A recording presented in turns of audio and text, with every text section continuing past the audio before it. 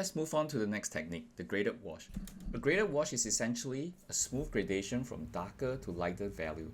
To begin, mix a slightly more concentrated puddle of paint, something closer to a milky or creamy consistency. Then start applying the stronger mixture on the left side of your painting area. Next, dip your brush into a little clean water to dilute the mixture.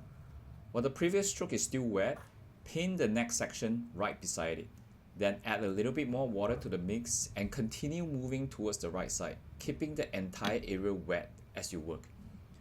As you continue, introduce more water gradually as the value becomes lighter and lighter. The goal is to let the transition happen smoothly while the wash is still wet, so each new stroke blends into the previous one. If needed, gently remove excess moisture from your brush and use it to help soften and unify the transition.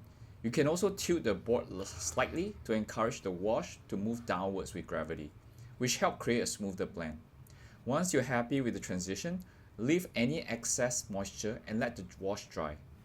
One important thing is to remember that a graded wash has its limits once the surface starts drying. Most of the blending and gradation must happen while the layer is still wet.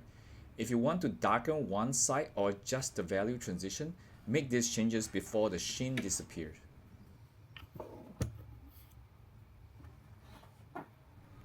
For example, if I want the left side to be slightly darker, I can introduce a more concentrated mix there while everything is still wet. Then I add a little bit more water towards the lighter side so that the transition stays smooth and gradual.